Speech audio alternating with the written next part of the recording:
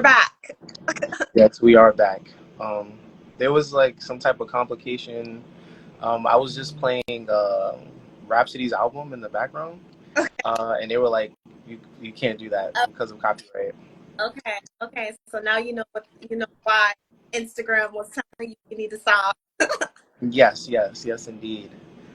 So I just want to kick things off. I just want to thank you for coming on the call and taking the time out to speak with me.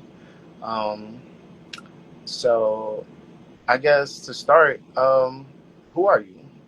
Let's start there. Like, who are you? Like, what do you do? Um, yeah. That's a starting point. You know that song Florida Baby that's like going viral on Spotify? It's like she's a Florida baby and he's like talking about all these Florida things. I feel like that's me to my core. Not a New Yorker, even though I've been in New York for like almost 10 years. Literally a Florida girl through and through. And you went to Cassie, originally from Orlando, Florida. Yeah. And I'm a writer, an editor, a stylist.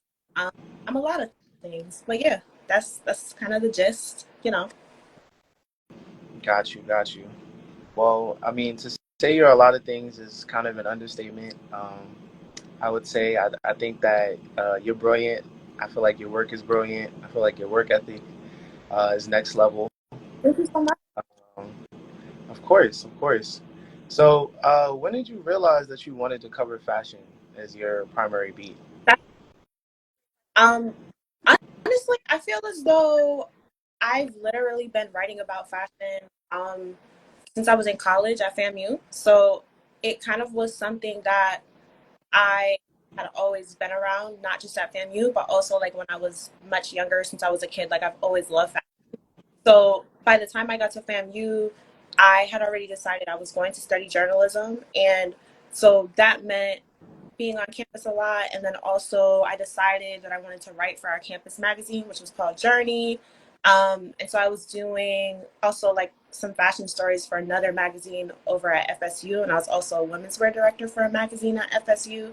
Um, and so I was writing about fashion, like doing some reviews while I was in college. And so initially I moved to New York because I wanted to become a fashion editor.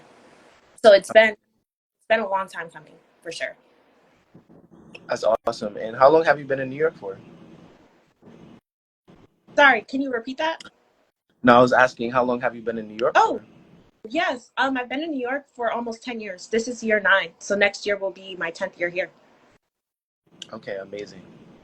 So you're like, I don't know. I mean, you definitely done a good amount of time here. Um, I wouldn't even call you a transplant, to be honest. I You're, mean, you're damn near a I native at this point. So it's okay. You can call me a transplant. I think there's something so pejorative about that term.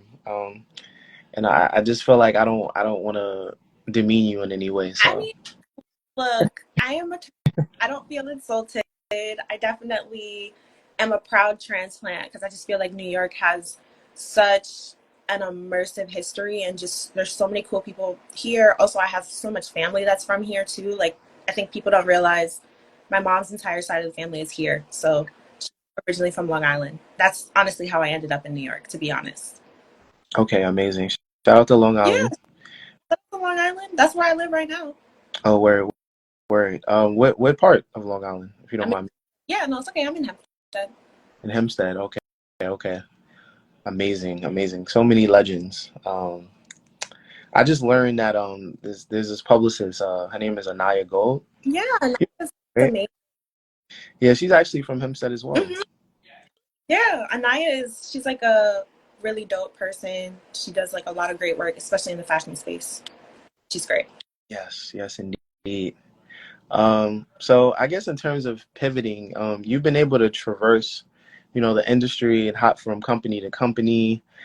Simple as plain, your byline is inspirational. I don't think I know any fellow journalists with as many bylines as you. My Um, God. to be totally frank. And every time I feel inclined to take my foot off the gas, I just start thinking about Robyn, and I'm like, Oh, yo, I gotta keep going. wow. That's beautiful. Thank you. Not you speaking life into me. Yeah. Well, I mean, some of the places you've been at include Slant Magazine, Ebony, Okayplayer, Elle, Rolling Stone, NPR, and now Essence, of which you're the fashion editor at, or a fashion editor at. How important has effective networking been for you in terms of being able to successfully navigate this contemporary landscape of journalism? Yeah, no, that's a really good question. Thank you for doing your homework. One, like that's so that was a lot. Takes me back to just like all the different eras I've lived. I feel like I've lived in so many different eras this whole time. Yeah, so many dimensions, so many avenues Yeah. that you've explored. No, absolutely. I think, um, I think networking is definitely important. Like I used to go to a lot of events that I maybe didn't necessarily want to go to, like when I initially moved, just to really put my name out there. And just, I was just like really hungry when I first moved. I feel like I still am, but it was just like a level of knowing that I had to really just like put that time in, not just like through the work, but also just putting my face like in a lot of rooms, events that I would get invited to, events that I would just find out about. And then also another thing I would do, like when I would have some of my freelance gigs in closets and other things, like I would just make sure that people knew what I was interested in doing, because New York is the type of place where you may never really see someone ever again after A New York, a New York minute that. is real. A New York minute is so real. Yeah, and so you really have to not just put your best foot forward, but also just kind of say like, these are the things I want to do, these are the places that I want to work at, or places that you want to write for, and really just kind of stay in touch with people and not be afraid to follow up as well. I totally get that. I totally get that. I feel like that was a large part of the inception as to how we met. Because I think I'm trying to remember the first time we met. I feel like every time I talk to you, I think it was Culture Con a couple years ago. yeah, I think it was Culture Con, and I remember, just approaching you and, just expressing how much admiration I have for you and your journey, and you just being like totally embracing, um, and just embracing me wholeheartedly. Like that definitely resonated. You didn't make me feel small. You made me feel very much seen. And so I guess fast forward, however, how long has it been now? Maybe like over a year now. I've definitely known you for over a year now. Yeah, no, it's been like 2 years at this point, I think. Yeah, yeah. It was kind of surreal to stumble upon you. Um, but yeah, I mean, I've definitely been very much grateful to be able to say that you're a part of my network. It's definitely a blessing. So. Oh, I love to hear that. No, it's and it's really important to me to be accessible to people no matter like what level they're at in their career. Like I would never want someone to walk up and just just like try to have a conversation, even if it's not a networking conversation, if it's literally like, I admire your work or I follow you and I love what you do. Like I would never want someone to walk away feeling like I'm unapproachable, or like they can't have like a combo with me, because I think that that's also a part of the work that we do. Like sometimes we're a fly on the wall in different situations. So that's also something that's really helped me, is just really kind of being a sponge, and also just like just meeting people and meeting people where they're at, like no matter what level they're at, just like making sure that there's like a level of respect and just a level of like really seeing people no matter what their job title is. No, I definitely agree. And the event that you just hosted recently was really dope. I think that was a testament to, everything that you're speaking about. Would you mind like expounding on that event for the people watching? Yeah, yeah, no. I actually see. I think someone that actually was at the event, so I'm glad that they're popping in for this convo. But basically, the Narrative House was hosting like a whole month-long series of activations in the W Hotel at Times Square, and so I got the opportunity to kind of spearhead a panel for young career journalists and aspiring writers that are really interested in kind of breaking into whether it be fashion journalism or culture journalism. And so I moderated that conversation, and then I also was able to just kind of stick around a little bit to kind of be there if anyone wanted to chat with me or like any of the not moderators, any of the other guests that we had. Um, just really so people could walk away with like a few contacts, but also just walk away knowing that there's multiple women that are willing to help you and really just kind of be there if you really need a shoulder to lean on or you need someone to confide in with whatever level you're at in your journalism career. Yes, yes. I was fortunate enough to be in attendance for that, and I had an amazing time. I met so many wonderful fellow journalists, and just having a forum for us to interact on an interpersonal level, beyond the screens and beyond the cell phones, was definitely great.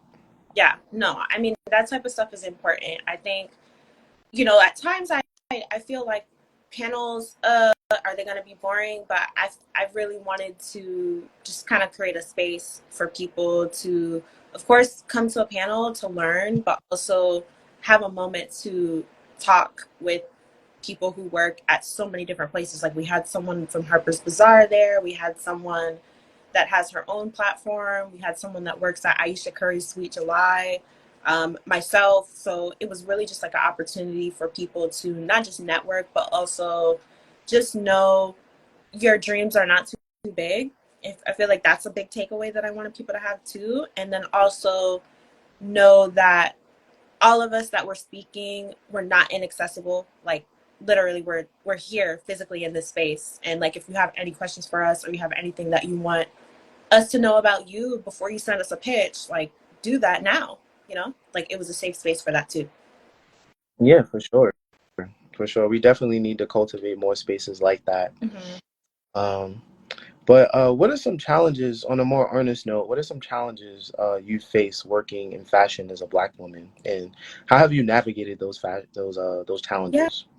no, I that's a good question. I mean, I think over the years, like I wouldn't even say it's specific to fashion either. I would even venture to say it's just working in New York City and like in media as a Black woman. Like I think that there are times where, you may question like, are you doing enough? And like, like in terms of work ethic or drive and things like that. And so I think for me, like that's been like a recurring lesson that I've had like over the years. And so the way that I've really handled that is just really taking that time to really try to divest from feeling like you're not doing enough and you're not doing what you feel should earn you a job or earn you a position or earn you like even more than what you've already succeeded and done. And so really just having like that coming to Jesus moment with yourself, and for it might be every quarter, like to be real, you may feel like you want more blessings to come or more things to come, but I just think that all of those things that may be deterring you, you really have to just remember you're in your own lane. And that's one thing that I've always told myself. Like, instead of looking to the left and looking to the right, seeing what everybody else has going on, that's when you're going to get even more distracted. So you really just have to like look forward. And I feel like I've always had tunnel vision. So like whenever I've dealt with like hurdles or I've dealt with like colleagues or coworkers or people that like don't see the things that I see for myself, that's also been a recurring theme. Is I just have to remind myself like my journey is my actual journey, and I cannot be distracted from what colleagues have to say about me or what they see in my future. I can't be distracted by my peers in the industry and what they're doing. I have to really just focus on me and what I would like to accomplish and what makes me passionate about the work that I'm doing. I feel like that was a long-winded answer, but yeah. Not, Nothing wrong with that. I'm an advocate for long-windedness, to be honest. But uh, yeah, no, you're definitely right. Just having that tunnel vision, having that pure focus, to not allow everything around in your surrounding orbit to impact you, is very important. With everything that you've been able to achieve and accomplish so far in your career, is there ever a time when you feel imposter syndrome? Like, is that still like a thing that still arises in certain rooms? I mean, I think that's also like a really good question. I think I've dealt with it in the past, but I feel like in this era that I'm in right now, it's a real testament to like just like go on LinkedIn or like if you have my resume, like that's just like the proof that I don't need to question like anything about any accomplishments or like where I'm at. And I'm someone that has just had to learn to really just like speak proudly and boldly about all the things that I've done and accomplished. And instead of, like I feel like a lot of people want Black women to just be humble. And also, I think because I'm from the South too, like people are used to us just kind of being like these Southern belle kind of thing. So I think that when it comes to imposter syndrome, it's definitely something I've battled with, but I've also just had to learn to just kind of be the opposite of feeling like, oh, like, do I belong? Do I need to belong here? Like, am I supposed to be here? It's just like, yeah, like everything you've done has led you to where you're at. So don't question why you're at the table. You're here. Well, that was so eloquently put. Honestly, um, I mean that sentiment definitely resonates with me. I feel like just the concept of allowing your work to speak for itself is something that should manifest on a day to day.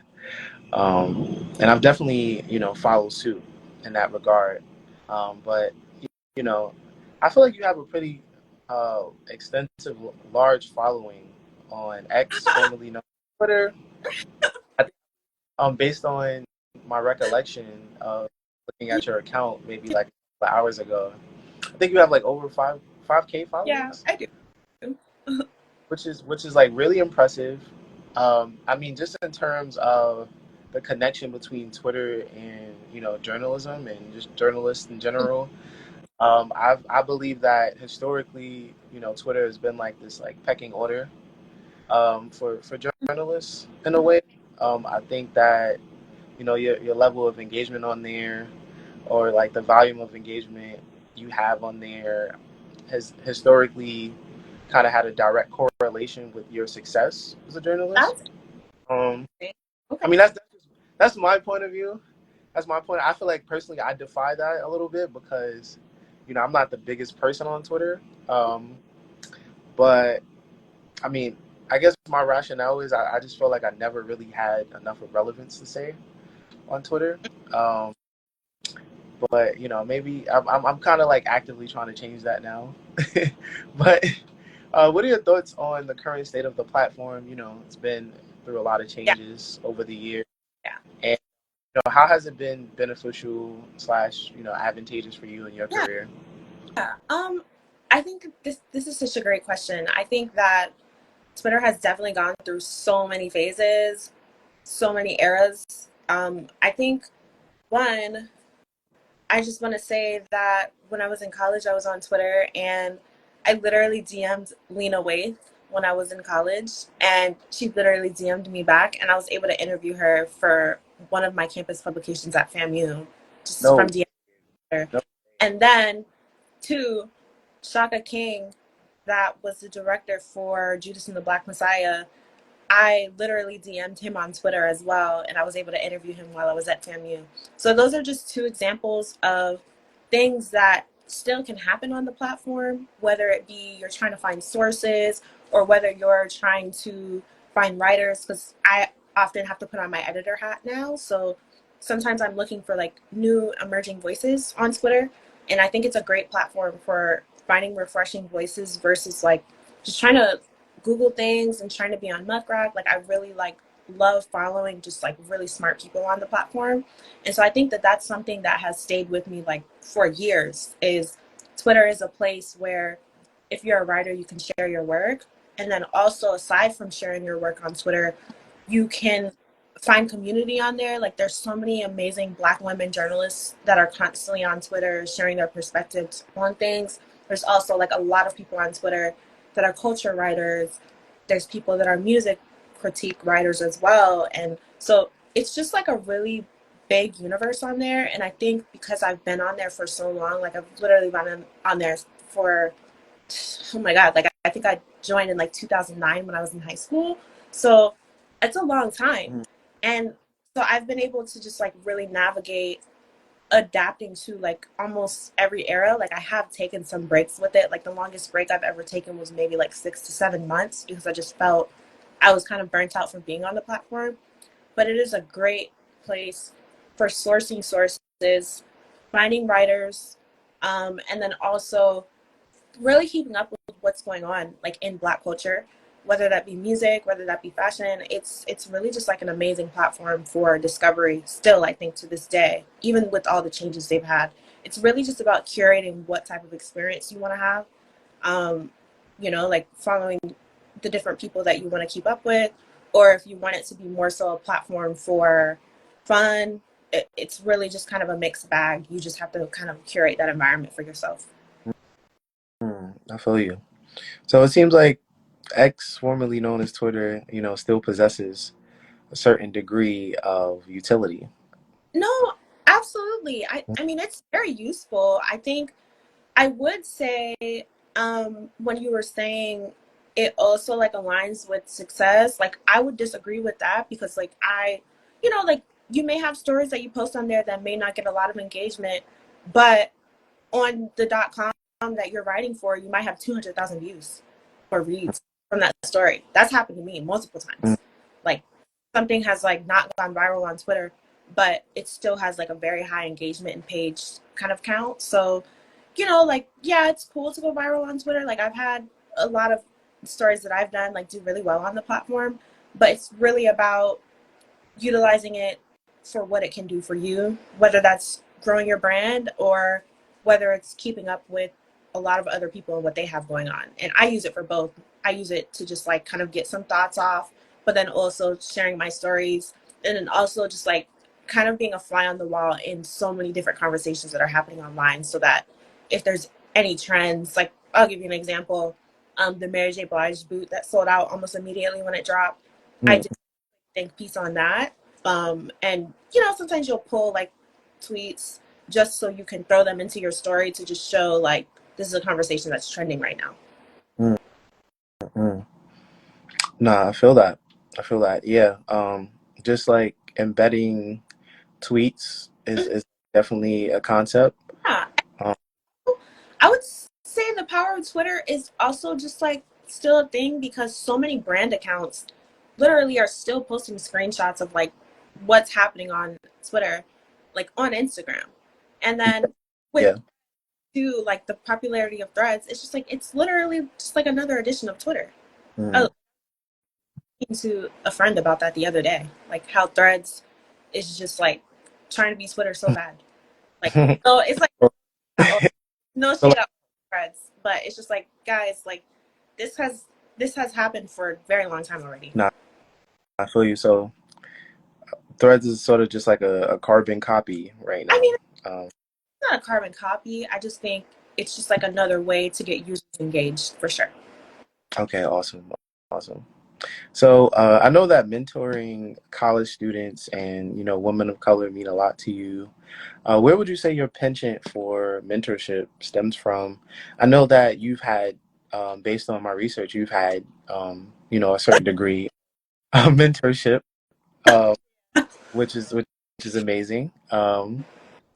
Seems like certain there's like a certain degree of personnel that have paid it forward in some ways. Mhm. So yeah, what do you like? Where does your affinity come from? Yeah, no, I love that question. I think it probably stems from a lot of different people in my family, really just pouring into me because I think for me, people may be shocked for me to say like I've never had like a mentor. Like I literally have never had one. I legitimately have just had family that has either been entrepreneurs or like my mom, she's been in the nonprofit space for over 30 years. So she really pours into me and all of my sisters in so many different ways. And I grew up seeing her writing grants. We would be with her when she was going to different programs that she was running. Like she would have mentorship programs. She would have just like sessions with like teenagers and middle schoolers that were like in communities that were very marginalized. And I don't want to call them necessarily urban communities because they were literally just some of the communities that I went to school in Orlando. So literally, just like she really showed up for a lot of people who didn't really have anyone to look up to. And so I really loved just really seeing her pour into other people. My mom, she's one of my favorite people of all time. And so I think beyond that, I'm also the daughter of a pastor and granddaughter, sorry, of a pastor. My uncle is also a pastor, and so I've really just grown up around all of these people that just love being in their communities and also love pouring into their communities. And so I think by proxy, because I've really just been around this for my whole life and I've gone to church so much in my years of life, that I really think it's important for people to have someone to look up to. And it's really important too for people to have not necessarily role models that they want to copy, but also just people that they can share their thoughts and ideas with. Like, it could be about money, it could be about what they're being compensated, it could be about job offers, it could be about just different things that they don't really feel comfortable talking to their family members about, even too.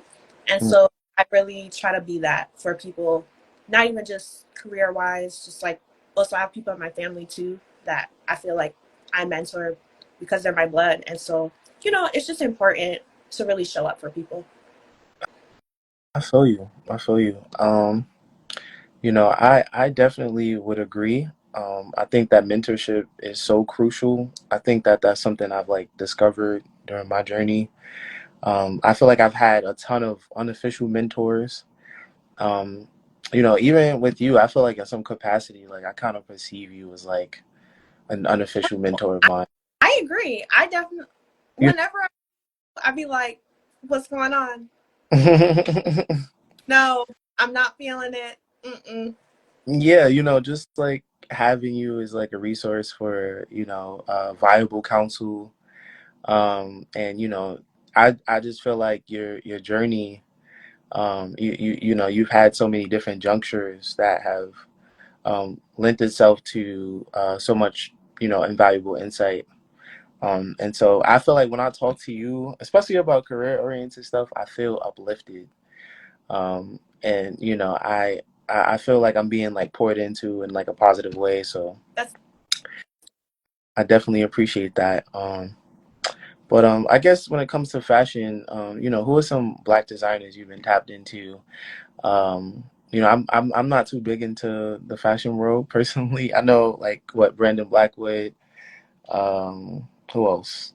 Well, he's like the first person that comes to mind. But I know. What is it? Kirby as well. Kirby Jean. Um, who else? I mean, I'm not exactly sure like what's like savvy in like the fashion world. no. So. I mean, I think one designer that I know this summer, like I'm definitely about to buy something from her. Her name is Nia Thomas. She's based in Mexico City. She's originally from Long Island. Um, her stuff is incredible. She went to FIT. Um, I'm also really loving this explosion that Nigerian fashion designers have been having in the past 5, 6 years. I love this brand called Rendall. There's so many others like Andrea Iyama. She has a storefront here in New York. There's so many. Um, we try to do some coverage of some of those designers as well, a Yeah. lot, because I don't want it to just kind of feel like a trend. Um, those are the few that are kind of top of mind for me. The Line by K is another designer that I've loved for a very long time. It's not a black designer, but it's based out of LA. The clothes is just like very, very, I would say, I don't want to call it chill, but it's just like stuff to just wear at any time. Like if you're just going into the office or if you're going out with your friends, like her clothes has like really interesting cuts and like some of the threading is just in like unexpected places. Like I just bought like this bubble hem dress by her and I'm really excited to receive that. So yeah, I mean I feel like my style is also just like very much so many different things. Like there's some days where I just like want to wear sneakers, but then there's some days where I'm wearing like tops like this. So my style is just kind of a lot. It's like all over the place. And I love colors. So yeah, I mean, there's a lot of designers. Christopher John Rogers is definitely one of my faves right now too. Mm-hmm. Christopher John Rogers. Yep. I know he's known for, well, a lot of infusing a lot of robust colors Yeah, into yeah, clothing. and that's why I love his stuff. And I finally was able to get one of my first pieces by him recently. So I'm definitely someone that be on the real. I'm someone that be on like eBay, Depop. I'm like a deep dive type of girl sometimes when I like pick up some of my designer pieces. I'm not really someone that feels like they need to like go to the store and immediately get stuff like when it comes out. But with sneakers, sometimes I'm like waiting for drops. I feel you. I feel you. That sneaker culture is like insane. No, it's really big Mm. for me. Okay. But I think I've calmed down in recent years, for sure. Amazing, amazing. So I guess one thing that I've realized that has been sort of like a topic in sort of just like, you know, contemporary spaces in journalism is, or not even just in journalism, just across the board in, corporate America is like, I guess the lack of funding when it comes to DEI initiatives. I don't know, maybe like a couple of years ago, DEI was like this really popular buzzword that, caught a lot of traction. And by virtue of that, kind of was a domino effect in terms of like corporations investing in it. But I've learned in recent time that, it's become less of a priority. So, what are your thoughts on that? Yeah, I mean, I think 2020 was a very interesting time. One, I want to say that. But I think the expectation from probably like a lot of Black people that work, whether in media or work in these creative spaces, I think a lot of us were hopeful that it wasn't just going to be a trend and that Black photographers, stylists, editors, everyone was going to be able to find work, post 2020, post whatever the trend was that was going on. I've been seeing a lot of people still getting work, but I think for me, what I want to see is like mastheads changing and just like people who are considered gatekeepers really allowing people into these spaces that, you know, we're not necessarily privy to because it's really like a nepotism thing or it's really like a friend of a friend thing, it's unfortunate. So that's like what I want to see. I want to see like more than just like hiring people for like one-off roles. Like I want to see masthead changes. I want to see more of us like in these spaces that we're not in. And that's yeah, I think I want to see more of that 100%.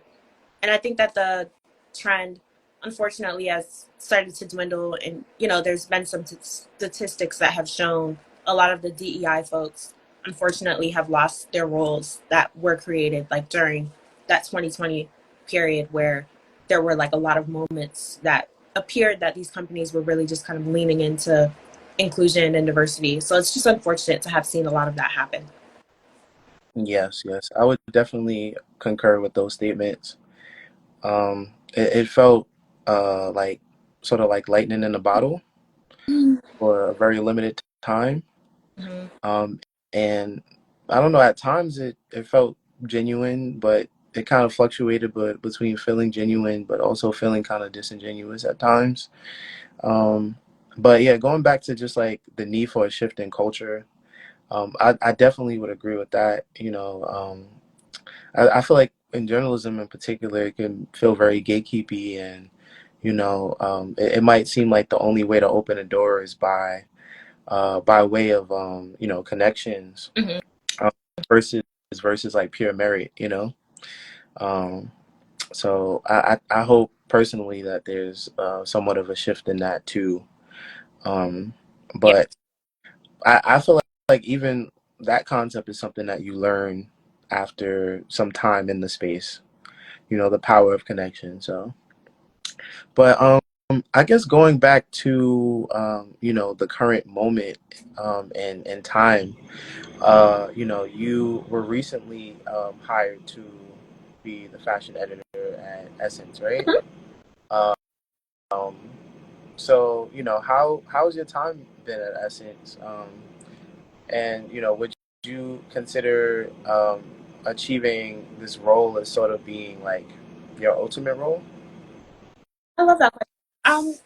It's been very fun. It's been like cranking out like a lot of interesting stories that I've really enjoyed working on. It's like it's really been great to be around people that are really smart and know what they're doing and love their jobs. And I think I've been a creative since I was literally just like a child. Like I literally was the type of kid that I think I was like 6 or 7 when I started taking pictures, like just like with disposable cameras. I was always drawing. I was always writing in my room. I was literally always had a diary, always just like writing about what I had going on, drawing clothes. Just like I thought I was going to be a designer for a second. I've just been very innately creative, and so I think the future is just kind of unlimited to me. Like I was literally just texting a friend about that. Like there's so many things that maybe like bucket list things that I feel like I just haven't even done. So I feel like the future accomplishments and just like other things that will come like as my journey continues. I don't even know like what God has in store for me. And so I've just really been trying to lean into that. But the current things that are happening have been amazing, and the ride that I'm on right now has felt really good, and it's also felt really motivating as well. Mm, mm. That's amazing. I feel like whenever there's an opportunity to level up, um, especially in our space, like it just feels so good. Mhm. Because I just feel like sometimes the opportunities can feel very few and far in between at times.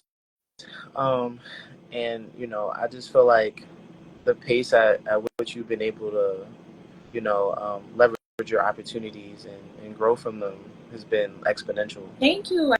I appreciate that. I think it's been really about like going after things that I feel like I actually want to do at this stage of my career.